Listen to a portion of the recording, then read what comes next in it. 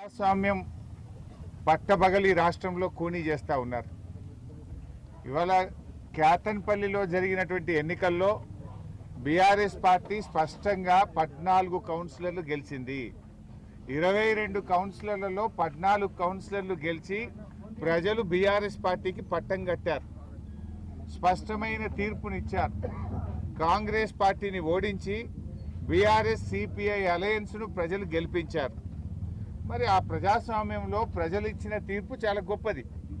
దాని ఎంత నాయకుడైనా, ఎంత పెద్దవాడైనా, ఏ రాజకీయ పార్టీ అయినా ప్రజా తీర్పును శిరసా వహించాలి.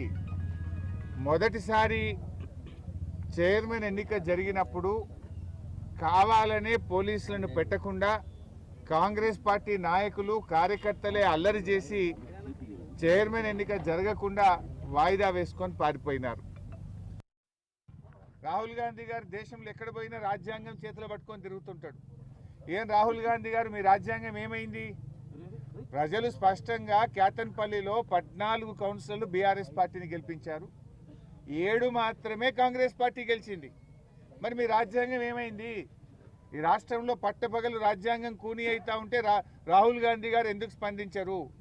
చెరకదిప్పుతున్న ఈ రాష్ట్ర ఇన్ఛార్జ్ మీనాక్షి నటరాజన్ గారు ఎందుకు స్పందించరు? ఓటరు తీర్పును కాదని పోలీస్ లాఠీని నమ్ముకొని ఇలా రాజకీయం నడుపుతా ఉన్నారు.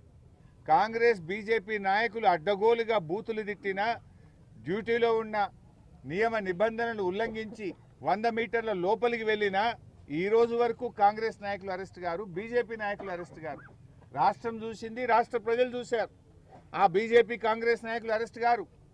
క్యాతన్పల్లిలో ప్రజలు బీఆర్ఎస్ సిపిఐకి పట్టం కట్టిండ్రు. సింగరేణిలో కాంగ్రెస్ పార్టీ అవినీతిని ఓడించారు.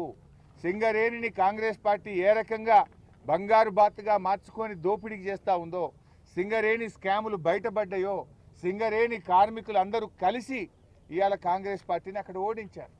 మీరు తప్పులు సరిదిద్దుకోండి, ప్రజలకు క్షమాపణ చెప్పండి. కానీ ఈ రకంగా పోలీసులను పెట్టో, కేసులు పెట్టో, మీరు చట్టాన్ని ఉల్లంఘించో మీరు గెలుస్తామనుకుంటే గెలవలేరు. ప్రజా తిరుగుబాటుకు గురవుతారు. తస్మాత్ జాగ్రత్త అని చెప్పి హెచ్చరిస్తారు. జనగాంలో మా మహిళా కౌన్సిలర్ చెయ్యెత్తితే కాంగ్రెస్ కౌన్సిలర్లు చెయ్యిబట్టి కిందికి లాగుతూ ఉంటే మరి లైవ్ స్ట్రీమ్ చూస్తున్నటువంటి ఎన్నికల కమిషన్ నిద్రపోతుందా అని నేను అడుగుతా ఉన్నా. మరి ఎన్నికల కమిషనే పనిచేయకపోతే ఇంకా ఎన్నికలు పెట్టి ఏం లాభము? ఇంకా ప్రజాస్వామ్యంలో ఏం విలువలు ఉన్నాయని అడుగుతా ఉన్నా. మంత్రి గారు వివేక్ గారు మాట్లాడుతున్నారు, ఏది సుమన్ అరెస్టు చట్ట పరిధిలో జరిగింది అంటున్నారు. అసలు చట్టాన్ని అపహాస్యం చేసిన మీకు ఆ మాట మాట్లాడే హక్కు ఉందా? ప్రజల తీర్పును, ఓటర్ల తీర్పును గౌరవించాల్సింది పోయి నువ్వు దాన్ని కాలరాసి చట్టాన్ని అతిక్రమించింది మీరు. అధికారాన్ని అడ్డం పెట్టుకొని 2 సార్లు క్యాతన్పల్లి మున్సిపాలిటీ ఎన్నికను వాయిదా వేసింది మీరు. ఢిల్లీలో కాంగ్రెస్ పెద్దలతో జరిగిన